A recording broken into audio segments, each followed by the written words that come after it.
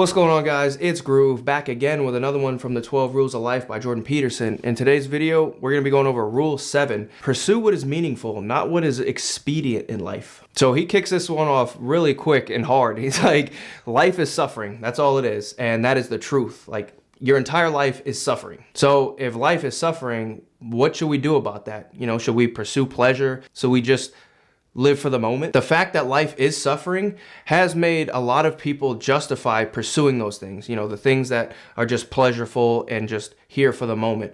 But he says to ask yourself, is there another way that we can live life? He says another way that we can do life is to pursue the meaningful.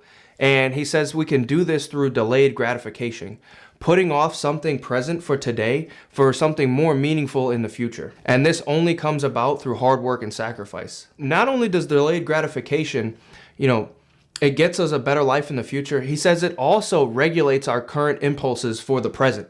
And it also makes us think about other people while we're here right now. Sacrifices are necessary in life to improve your future. And the bigger the sacrifice, the better your life will be in the future. So he says this is pretty much like the number one thing that makes somebody successful in life, let's put it that way, is delayed gratification. He said that's the only difference between somebody who's successful and somebody who's not successful is delayed gratification. Somebody who made the sacrifices to pursue a dream, pursue a goal. They stopped going out late night so they could wake up, early on the weekend to get some extra work done or to pursue that goal. It all comes back down to delayed gratification. If you are unsuccessful in life, or if you're wondering, hey, how do I become successful? You're going to have to make some sacrifices in life. Now, one thing I've always noticed while listening to him, whether it be reading his books or watching his podcast that he does, he always talks about aiming and aiming up and aiming high.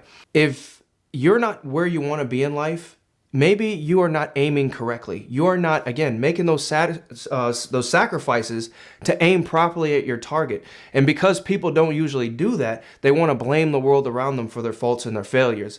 But you need to understand where you want to go, and you need to aim correctly, which requires sacrifice and delayed gratification. He says having this proper aim in life with the delayed gratification on, trying to better yourself, he says this is how you get through the suffering of life. This is how you get through the chaos, is, aiming correctly at the mark that you want to make, the path that you want to take. You have to aim correctly, which will get you through the suffering. The more you aim and the better you aim, the more you practice delayed gratification, not only will you start seeing benefits now, but you'll also start seeing benefits in the future. And not only just for yourself, but your family as well. And over time, everything will stack up, everything will come together. And then you will have meaning in your life. And this trumps expediency. To have meaning, a meaningful life is better than to have what you want right now. Meaning signifies you're in the right place at the right time. Meaning is what emerges profoundly. It's when everything comes together in a dance of a single purpose.